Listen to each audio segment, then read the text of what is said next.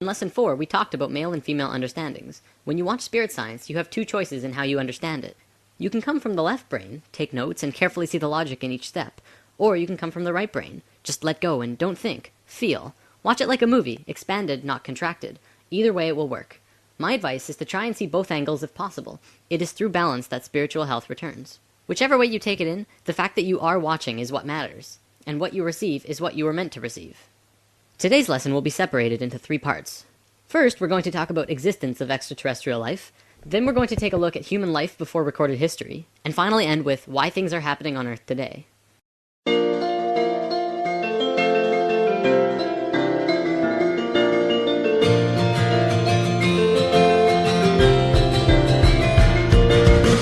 Part 1. The Dogon Tribe, Sirius B, and Dolphins. There is an African tribe near Timbuktu called the Dogons, who hold information that would be absolutely impossible to know according to today's standards. See, the Dogons have a cave on their land that stretches back into a mountain, and in this cave are drawings over 700 years old. Now, the brightest star in the sky to us is called Sirius, now called Sirius A. If you look at Orion's belt, following it downwards to your left, you can see it. The information in the Dogon cave specifically showed the star Sirius. They're very specific about the star, and they have a diagram of not just Sirius' rotational pattern, but a small star orbiting it. They say it's very, very old and very small, and made out of the heaviest matter in the universe. They also say that it takes close to 50 years for this small star to rotate Sirius. Astronomers were able to validate the existence of the secondary star, now called Sirius B, in 1862, and only about 30 years ago could they validate the rest of this information. The way that stars work, when they get really old, they have 2 options. They can go supernova, or it can blow up as a red giant, cause an explosion, and slowly collapse into a white dwarf. Sirius B is a white dwarf, which corresponds with what the Dogons say. White dwarfs are the smallest star type, estimated to weigh approximately 1.5 million tons per cubic inch. Black holes aside, that would surely seem to be the heaviest matter in the universe, or at least incredibly close. The Dogons were right on every aspect. Not only that, but when checking the rotational pattern of Sirius B around the larger star, Sirius A, they found it to be 50.1 years. Now, this could not be a coincidence at all. It's just too close, too factual. Yet, how did an ancient primitive tribe know such detailed information about a star that could really only be measured in the last 30 years? And that's not all they knew. They also knew about the other planets in their solar system, including Uranus, Neptune, and Pluto. They knew exactly what these planets looked like when you approach them from space, let alone from Earth. They knew about red and white blood cells, and had all kinds of physiological information about the human body. All of this from a primitive tribe. Naturally, a team of scientists went to the Dogons and asked how they knew all this. This was probably a mistake to these researchers, because if they accepted that the Dogons really have this information, then by default they must accept how they got it. The Dogons told them that a drawing on the cave wall showed them. The drawings show a flying saucer in its familiar shape coming out of the sky and landing on 3 legs. Then it shows the beings in the ship going into water and coming up to the edge of the water. These beings looked very much like dolphins. In fact, maybe they were dolphins, but we don't really know for certain. Then they started communicating with the Dogons. They described where they came from and gave the Dogon tribe the information. Here's another thing the Dogons knew. This little drawing was on the walls, but the scientists didn't know what the heck it was, until computers calculated the orbits of Sirius A and B. As seen from Earth, this pattern shown in the cave is identical to the pattern of Sirius B moving around Sirius A in a time frame between the years 1912 and 1990. These 2 times are actually kind of important. 1912 was the first year when we began communication with the Greys, and in 1990 a specific electromagnetic grid around the planet was formed. But we'll have to look at that later once we go over some other stuff first. Another thing about this rotation, it's the exact same rotational movement of DNA. Part 2. How old is the Sphinx? This is probably one of the most important discoveries on the planet ever. The first one to really discover this was R.A. Schwaller de Lubitz. He is a famous Egyptian archaeologist who has written many books. He and his stepdaughter, Lucy Lamy, have demonstrated a profound understanding of sacred geometry and Egyptian culture. Now, on the Sphinx there are wear and cut patterns that are totally different from the patterns on other buildings in Egypt. Toward the back of the Sphinx there are cuts 12 feet deep into the surface. This pattern appears to be smoothed by water, as opposed to all the other buildings and structures built by Egyptians, which are only textured by sand and wind. The last time that there was water in the Egypt area was over 12,000 years ago, at the end of the last ice age. Scientists have determined that after the ice age, the Sphinx took a heavy beating, after which it was encased in sand for about 8,000 years. The face, however, was above the sand and continued to be weathered. The Egyptians didn't build the Sphinx, they merely restored it. Of course, Egyptologists have been slow to adapt to this new, incredible discovery, but I think we know why. See, there are around 5,000 Egyptian archaeologists in the world, and they all pretty much agree with each other in most ways. They make little changes, but not too many, and most agree on the age of the pyramids. All of these archaeologists are Muslim, with a few exceptions, and their holy book is the Quran. Please understand that I'm not trying to discredit a major religion, but the Quran says that creation began about 6,000 years ago. So if a Muslim were to say that the building is 8,000 years old, he would be disputing their Bible. They cannot do that, and so they won't even talk about it. Another thing that's actually incredibly interesting, the Sphinx has a body like this, and a head like this? That's rather unproportional, isn't it? Not only that, but the Sphinx is actually facing a very specific direction. It is an astronomical marker. The Sphinx is in the shape of a lion. If it were built when Egyptologists say it was, that would be only 2,500 years ago, while the constellation of Taurus was in the sky. The only logical time for the Sphinx to be built when it was when the constellation Leo was in the sky, during the 11th millennia BC. The time that matches exactly where our new findings say that it would have been built. In the past, when something new like this was discovered that has a major influence on the viewpoint of the world, it takes about 100 years for it to get to the average person to say, oh yes, that's true.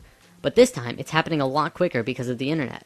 Now scientific circles are actually beginning to look at the words of Plato in a new light when he talked about another culture, another continent, from a dim past called Atlantis. The Sphinx is the largest sculpture on the planet. We know it was not done by hairy barbarians, but by a very sophisticated culture. And it was not done by anybody we now know here on Earth. From a scientific point of view, this is the first solid evidence to be accepted about the true age of civilization.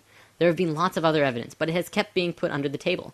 Now we have the accepted evidence that there absolutely had to be someone on Earth who was highly civilized as early as 10,000 years ago.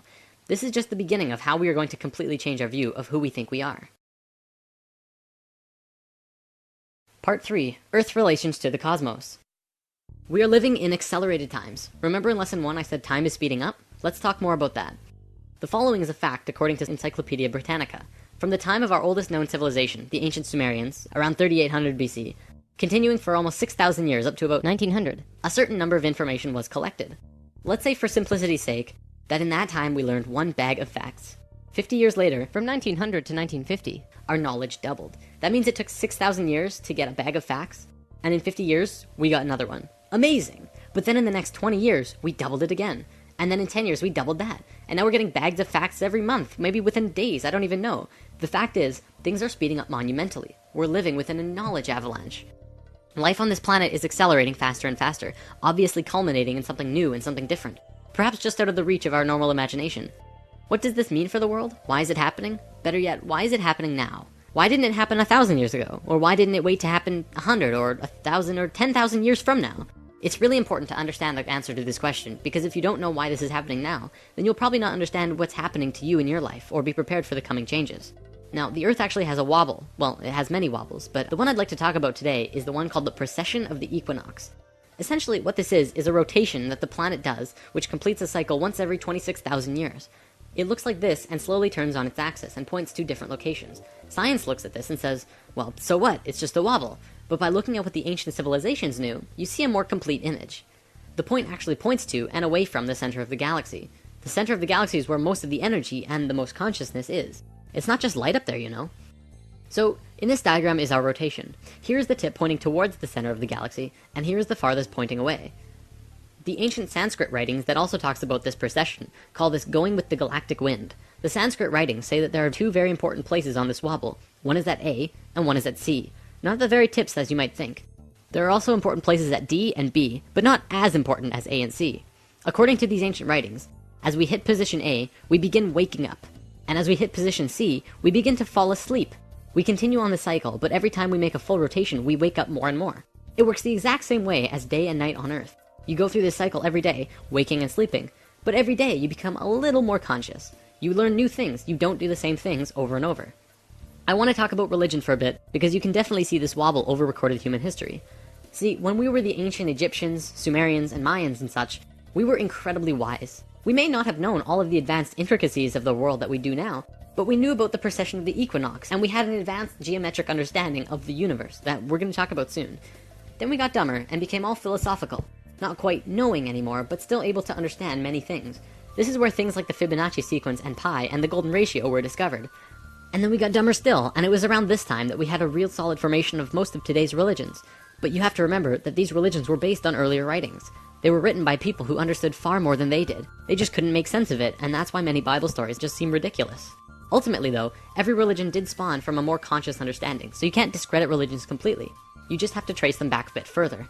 You'll also see looking back that we went from a more female-oriented understanding to an incredibly male way of looking at things, very strict and orderly. Not much room for creative thought, it has to be 100% logic-oriented. Back to precession. The Tibetans and Hindus also had these time periods called yugas, which were simply ages. Each yuga had a descending and ascending phase. Many of those who follow New Age beliefs will tell you that we're moving into the age of Aquarius, but not many people know what that means. Well, we're right here on the precession of the equinox, just about at point A. Remember, this is a really important time for us, not just humans, but all of Earth, and perhaps maybe our solar system. This is a chart showing the precession scale with our constellations. The astronomical sign that we see in the sky when we hit point A will be that of Aquarius. Are you ready for this? The big finisher? Can you guess when we're going to hit point A exactly? The Mayans figured it out.